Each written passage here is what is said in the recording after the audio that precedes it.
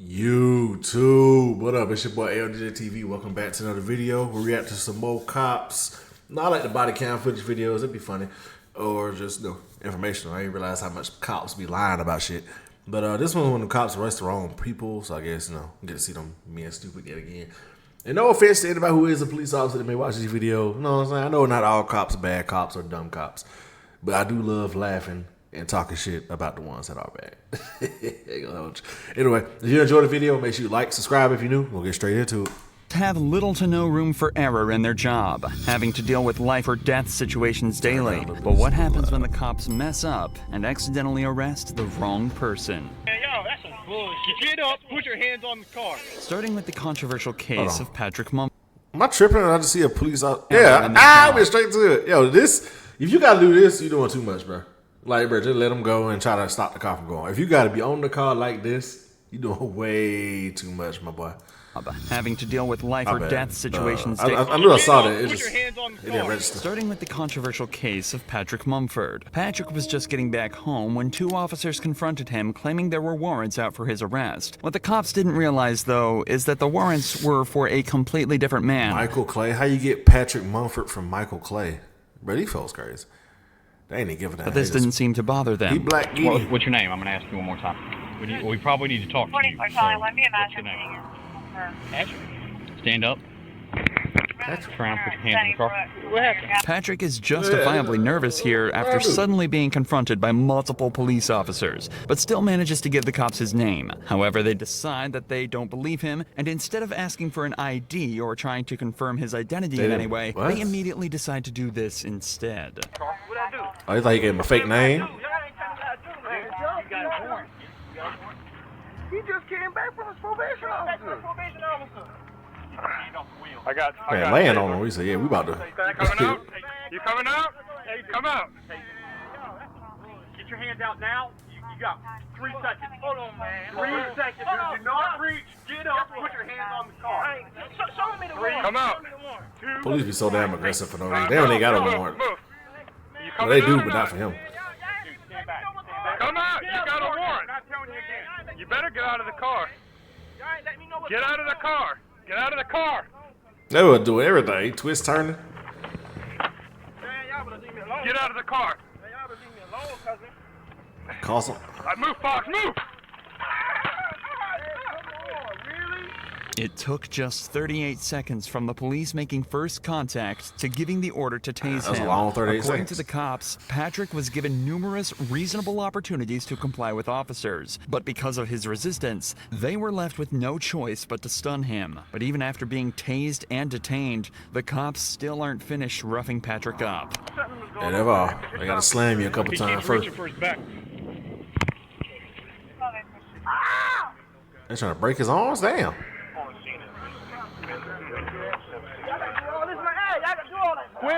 Quit resisting. They about to put a finger in there.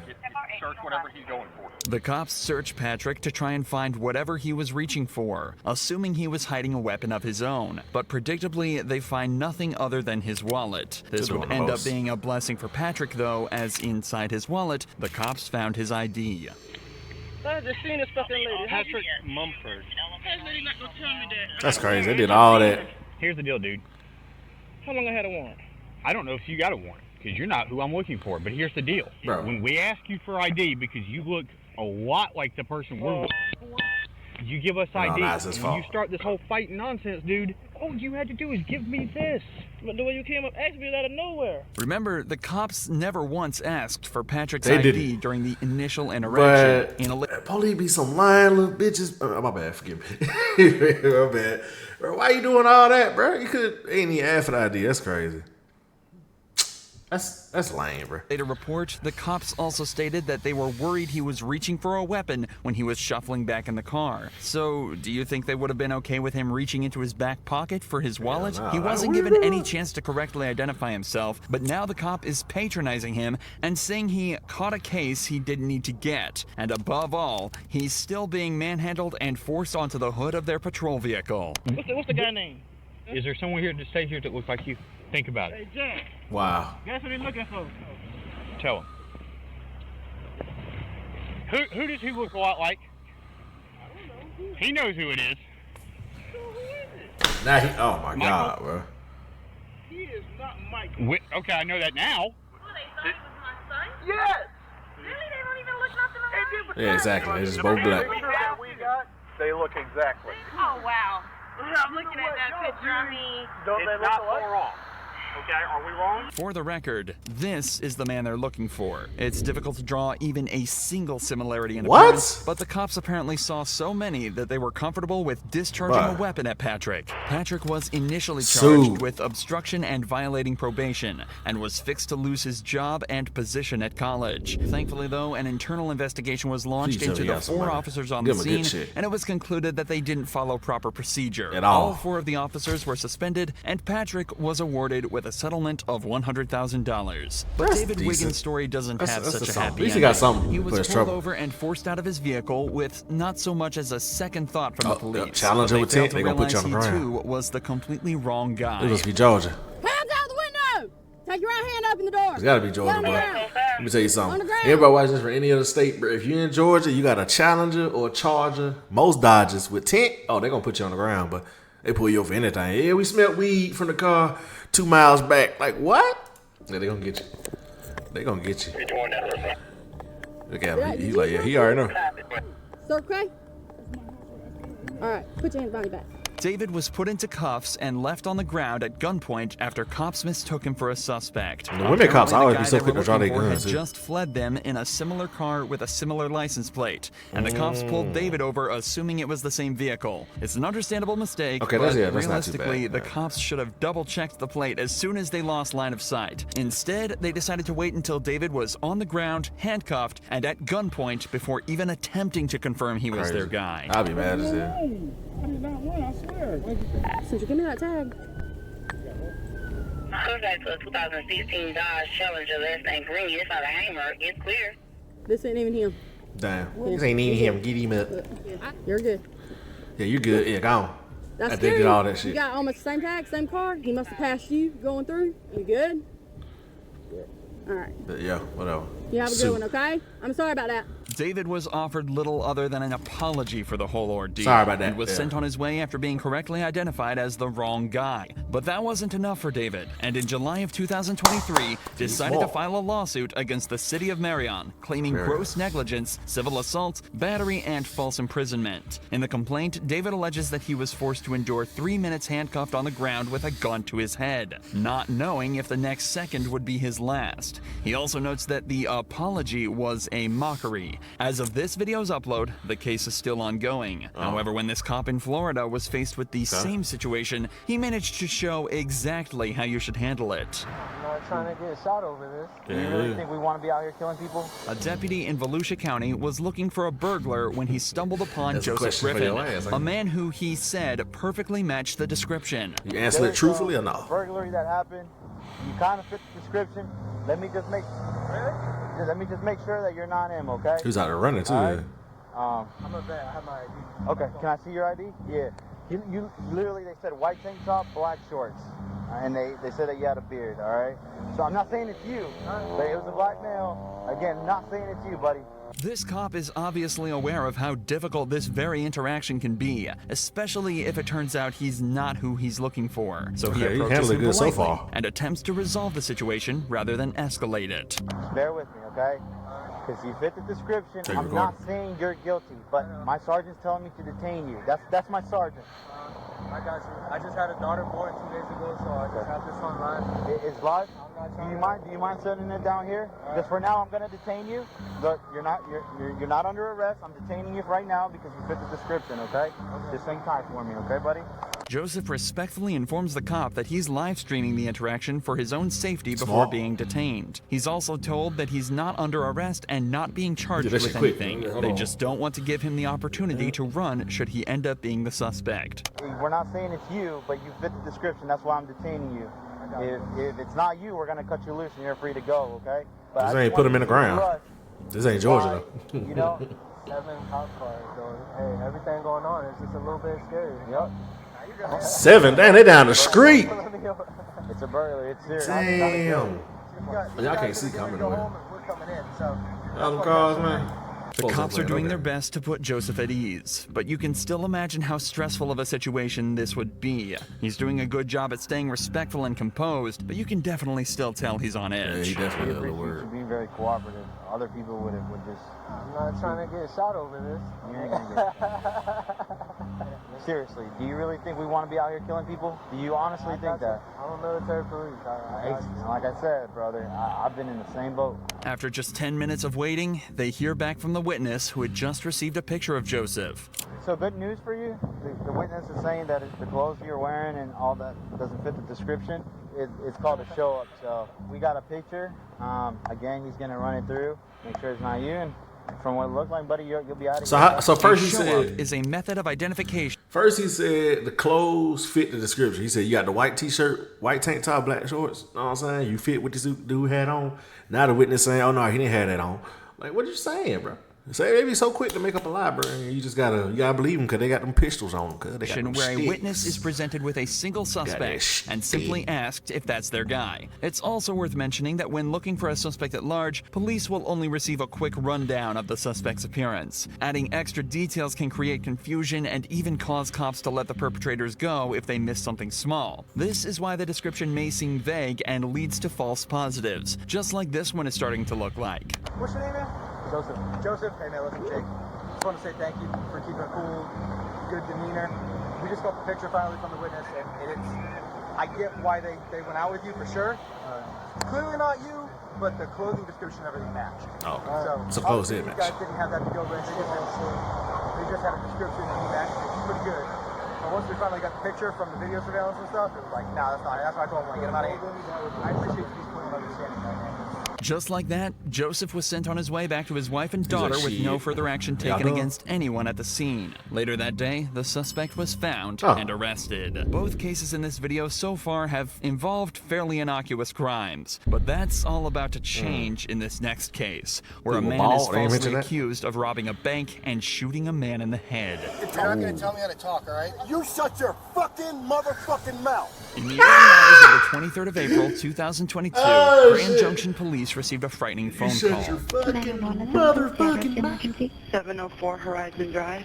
I heard gunshots outside on Horizon Drive within a minute ago. Okay. How many did you hear? Probably 4 or 5. Later that morning, police received a second call from a nearby hospital, making them aware of a patient who had walked in on their own with a gunshot wound to the head. It was determined that he was injured on Horizon Drive, the same street the gunshots were heard on at 3 a.m. A few hours later, a man named Aaron headed to the gas station to stock up on supplies for a marksmanship event he was attending that day. Unfortunately for him, the gas station was too located on Horizon Drive. I went to a gas station this morning to grab some stuff, and they were saying there was a shooting at 3 o'clock in the morning. So they have traffic blocked going out on the 70. So we might want to look to see if that's going to impact our route. Little did Aaron know, traffic would be the least of his worries that day. After stopping at the gas station, he heads back to his hotel to charge his phone. On the way there, he misses an exit, so he uses his blinker to make a U-turn in front of the police blockade. He parks up for 5 minutes to charge his phone, waits for his friend to show up in his car, then stops at another gas station to wait for his other friends to turn up. It's at this point Aaron is approached by police. So he's doing a lot of movement. Yeah. Would you mind rolling down your window real quick? No. What do you need? I need you to identify yourself. No, why? Because you're leaving the area. Hold on. Where a shooting occurred. Okay, well, can you please roll down your window more so I can talk to you? No. What do you need? All right, well, I need to identify you. No, you do not. My name is Officer Posadas with the Grand Junction Police Department. And this is my corporal right here. This is Corporal Church as well. Okay. All right, so I need you to identify yourself. No, that's not how it works. I have rights as an American citizen, right?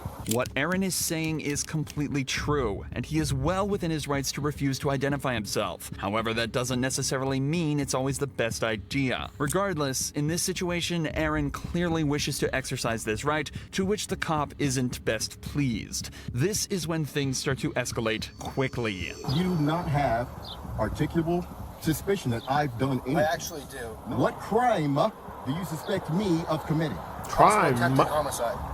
You suspect me, actual me, The actual, possible not the fake me, the actual. Homicide. Well, your cooperative behavior right now does not help your cause. No, I've done absolutely nothing. I pulled into a gas station because my friends are here, because we're going to... Keep an eye, they're associated. At this point, Corporal Church heads over to Aaron's friends where he discovers that his name is indeed Aaron and that it matches up with the registration on the vehicle. Meanwhile, Officer Posadas attempts to shed a little more light on why Aaron is being highlighted as a suspect. Right, exactly. You're leaving the area of a crime. Exactly. With a similar colored vehicle, similar nature to the description. What description of that vehicle did you get? I got a darkened colored sedan. 2 people also stated that one of the suspects may be of African American descent. With this information, you can see how a cop would suspect Aaron. He's a black male in a similar vehicle. But things start to get much stranger as you dive deeper. In the official report, it was determined there were actually 2 suspects, 1 white and 1 black. And a more detailed report of the vehicle describes a car more similar to the one that Aaron's friends are driving. It seems as though the cops are ignoring every sign and targeting Aaron for no reason, something that only becomes more obvious as they allow his friends to leave, but keep Aaron at the scene. My buddies that just... They just want to keep him back and he being difficult. But you aren't fucking stopping them and questioning them. Okay, well, I'm sorry. Nope. Sorry that you Shut feel your that way. fucking mouth. I don't want to fucking talk. You're not going to tell me how to talk, all right? You shut your fucking motherfucking mouth. Corporal, come up here. It's not working. That nigga, he eat it, boy. It's your fucking Highly going in, boy. Me, screaming and yelling at me. Told him that his vehicle matches the description given, blah, blah, blah. He's very upset right now. Because you're talking about Samuel Jackson, bro. I don't have to be cooperative with your investigation. Well, you have to ID yourself. No, I do not. Tell me why I have to ID. Well, Colorado state law says you do. I want you to explain why me as a person, have to ID to you. Colorado state law says you do.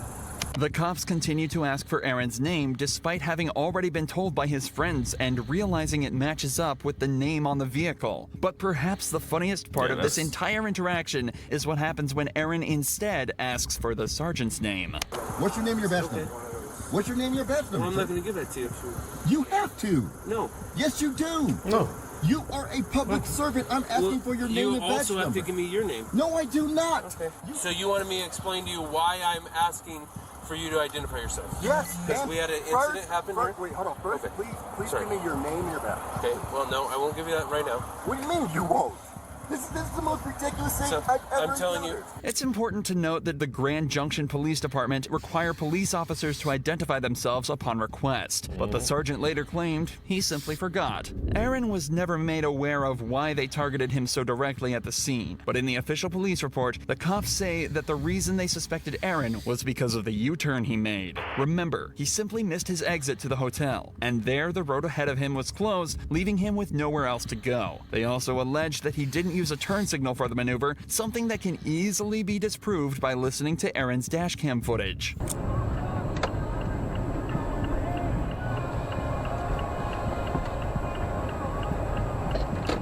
As you'd expect, an internal affairs investigation was launched into the officers at the scene, and it was conducted that there was no wrongdoing, and the cops conducted themselves perfectly. Aaron has since launched his own lawsuit against the Grand Junction Police Department, but as of this video's upload, the investigation is still ongoing. Check out Aaron's channel linked below for updates on the situation. Okay, cool. All right, ended up on a little mundane thing, nothing too crazy. The one at the end, I don't know, he was being a little difficult, but at the same time, I get the frustration, you know what I'm saying? Like, bro, what you accusing me for? Like, I never understood the whole why people are so defensive about providing ID. Like, me in those situations, I probably would just, I don't know if it'd be smart or not. I'd be like, ID, here you go. Because, like, in that first clip, the IDs would have saved him a whole lot of trouble. So I'm like, hey, man, if it helped and get y'all out of my face sooner, yeah, this my ID, this my car. I'm with my friends. It could have been that simple, but he made it to a whole thing, you know. So I don't know. It's whatever. So sometimes they be a little bit too difficult, but I get it. You know, you don't have to. Like the law says, you don't have to identify yourself if you don't want to. So it is what it is. But I hope y'all enjoyed the video. Let me know your thoughts on this video down below, and I'll see y'all next time. Peace.